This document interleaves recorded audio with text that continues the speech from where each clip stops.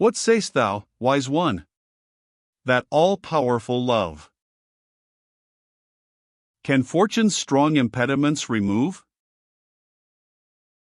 Nor is it strange that worth should wed to worth. The pride of genius with the pride of birth. Crab. Via Brown, I will not give it full length, his thrice unhappy name, had been from infancy a ball for fortune to spurn it, but nature had given him that elasticity of mind which rises higher from the rebound. His form was tall, manly, and active, and his features corresponded with his person, for, although far from regular, they had an expression of intelligence and good humor, and when he spoke, or was particularly animated, might be decidedly pronounced interesting. His manner indicated the military profession, which had been his choice, and in which he had now attained the rank of captain, the person who succeeded Colonel Mannering in his command having labored to repair the injustice which Brown had sustained by that gentleman's prejudice against him. But this, as well as his liberation from captivity, had taken place after Mannering left India. Brown followed at no distant period, his regiment being recalled home. His first inquiry was after the family of Mannering, and, easily learning their route northward, he followed it with the purpose of resuming his addresses to Julia. With her father he deemed he had no measures to keep, for, ignorant of the more venomous belief which had been instilled into the colonel's mind, he regarded him as an oppressive aristocrat, who had used his power as a commanding officer to deprive him of the preferment due to his behavior, and who had forced upon him a personal quarrel without any better reason than his attentions to a pretty young woman, agreeable to herself, and permitted and countenanced by her mother. He was determined, therefore, to take no rejection unless from the young lady herself, believing that the heavy misfortunes of his painful wound and imprisonment were direct injuries received from the father, which might dispense with his using much ceremony towards him. How far his scheme had succeeded when his nocturnal visit was discovered by Mr. Mervyn, our readers are already informed. Upon this unpleasant occurrence Captain Brown absented himself from the inn in which he had resided under the name of Dawson, so that Colonel Mannering's attempts to discover and trace him were unavailing. He resolved, however, that no difficulty should prevent his continuing his enterprise while Julia left him a ray of hope.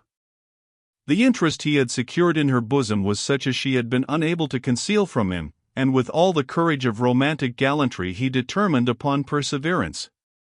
But we believe the reader will be as well pleased to learn his mode of thinking and intention from his own communication to his special friend and confidant, Captain Delasere, a Swiss gentleman who had a company in his regiment. Extract. Let me hear from you soon, dear Delasere. Remember, I can learn nothing about regimental affairs but through your friendly medium, and I long to know what has become of Ayres Court-Martial, and whether Elliot gets the majority, also how recruiting comes on, and how the young officers like the mess. Of our kind friend the Lieutenant Colonel I need ask nothing. I saw him as I passed through Nottingham, happy in the bosom of his family. What a happiness it is, Philip, for us poor devils, that we have a little resting place between the camp and the grave, if we can manage to escape disease, and steal, and lead, and the effects of hard living. A retired old soldier is always a graceful and respected character. He grumbles a little now and then, but then his is licensed murmuring. Were a lawyer, or a physician, or a clergyman to breathe a complaint of hard luck or want of preferment, 100 tongues would blame his own incapacity as the cause. But the most stupid veteran that ever faltered out the thrice-told tale of a siege and a battle, and a cock in a bottle, is listened to with sympathy and reverence when he shakes his thin locks and talks with indignation of the boys that are put over his head. And you and I, Delasere, foreigners both, for what am I the better that I was originally a Scotchman, since, could I prove my descent, the English would hardly acknowledge me a countryman. We may boast that we have fought out our preferment, and gained it by the sword which we had not money to compass otherwise. The English are a wise people. While they praise themselves, and affect to undervalue all other nations, they leave us, luckily, trap-doors and back-doors open, by which we strangers, less favored by nature, may arrive at a share of their advantages.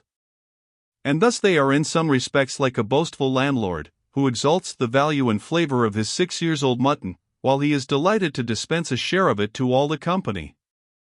In short, you, whose proud family, and I, whose hard fate, made us soldiers of fortune, have the pleasant recollection that in the British service, stop where we may upon our career, it is only for want of money to pay the turnpike, and not from our being prohibited to travel the road.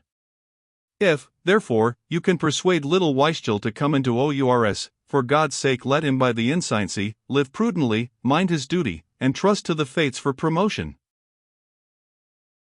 And now, I hope you are expiring with curiosity to learn the end of my romance. I told you I had deemed it convenient to make a few days' tour on foot among the mountains of Westmoreland with Dudley, a young English artist with whom I have formed some acquaintance. A fine fellow this, you must know, Delasere. He paints tolerably, draws beautifully, converses well, and plays charmingly on the flute, and, though thus well entitled to be a coxcomb of talent, is, in fact, a modest unpretending young man. On our return from our little tour I learned that the enemy had been reconnoitering.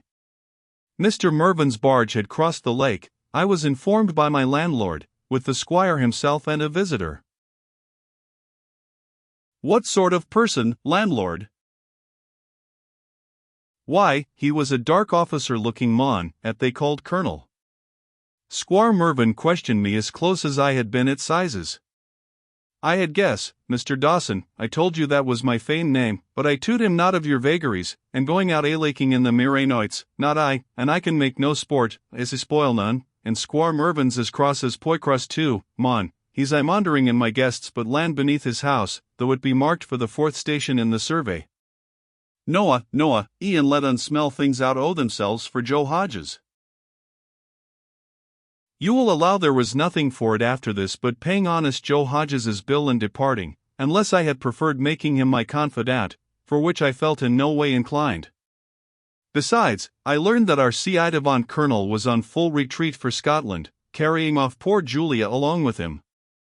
I understand from those who conduct the heavy baggage that he takes his winter quarters at a place called Woodbourne, in Shire in Scotland.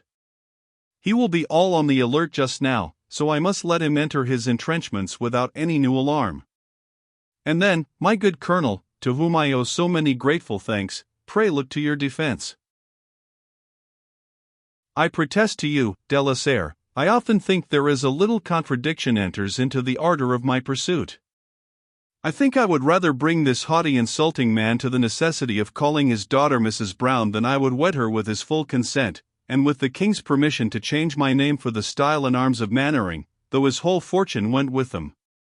There is only one circumstance that chills me a little, Julia is young and romantic.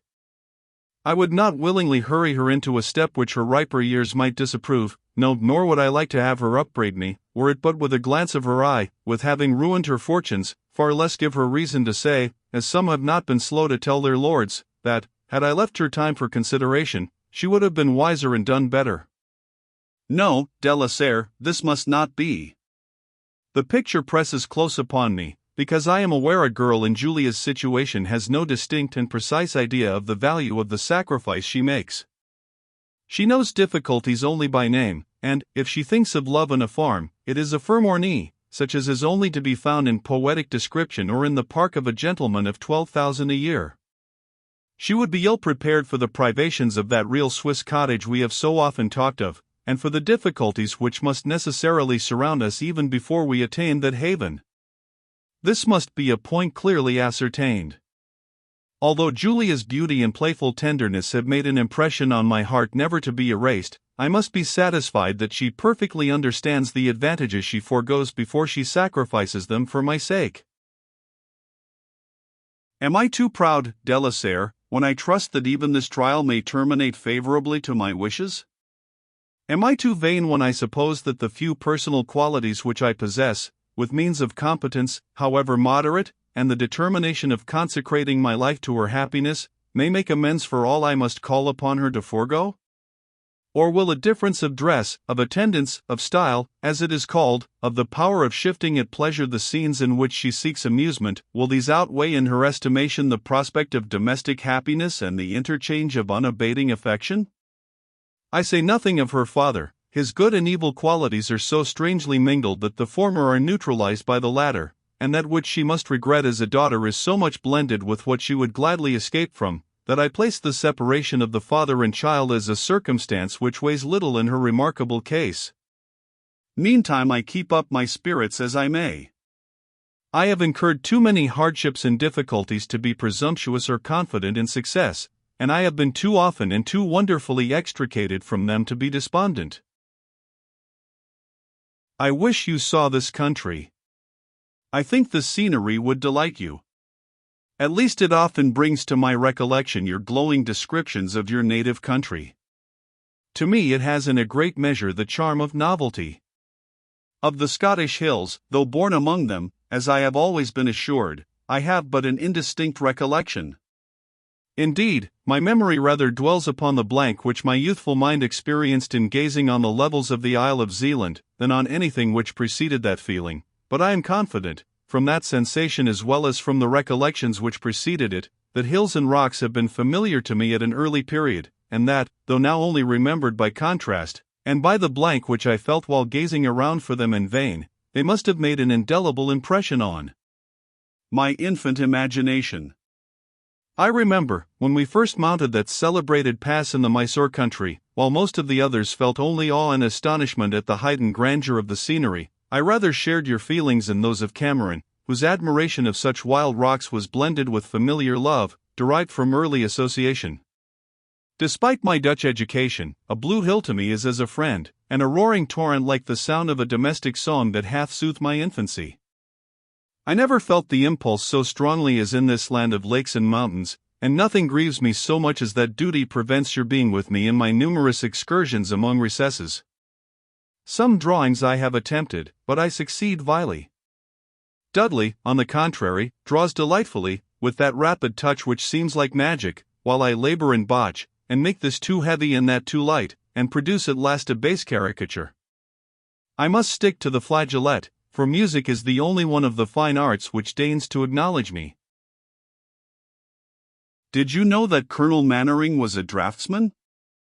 I believe not, for he scorned to display his accomplishments to the view of a subaltern. He draws beautifully, however. Since he and Julia left Mervyn Hall, Dudley was sent for there. The squire, it seems, wanted a set of drawings made up, of which Mannering had done the first 4, but was interrupted by his hasty departure in his purpose of completing them. Dudley says he has seldom seen anything so masterly, though slight, and each had attached to it a short poetical description. Is Saul, you will say, among the prophets? Colonel Mannering write poetry? Why, surely this man must have taken all the pains to conceal his accomplishments that others do to display theirs. How reserved and unsociable he appeared among us! How little disposed to enter into any conversation which could become generally interesting! And then his attachment to that unworthy archer, so much below him in every respect, and all this because he was the brother of Viscount Archifield, a poor Scottish peer. I think, if Archer had longer survived the wounds in the affair of Cutty Boreham, he would have told something that might have thrown light upon the inconsistencies of this singular man's character.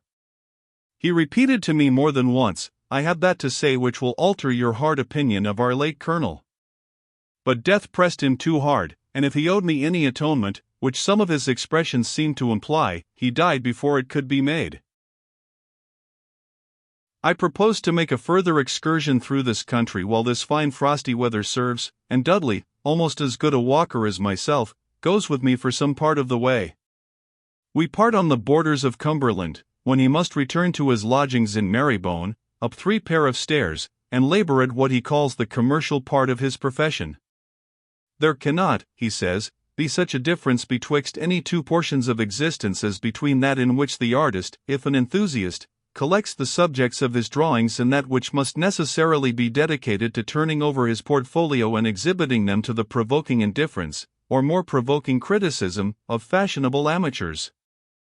During the summer of my year, says Dudley, I am as free as a wild Indian, enjoying myself at liberty amid the grandest scenes of nature, while during my winters and springs I am not only cabined, cribbed, and confined in a miserable garret, but condemned to as intolerable subservience to the humor of others, and to as indifferent company, as if I were a literal galley slave. I have promised him your acquaintance, de la Serre. You will be delighted with his specimens of art, and he with your Swiss fanaticism for mountains and torrents. When I lose Dudley's company, I am informed that I can easily enter Scotland by stretching across a wild country in the upper part of Cumberland, and that route I shall follow, to give the Colonel time to pitch his camp ere I reconnoitre his position. Adieu. De la Serre. I shall hardly find another opportunity of writing till I reach Scotland.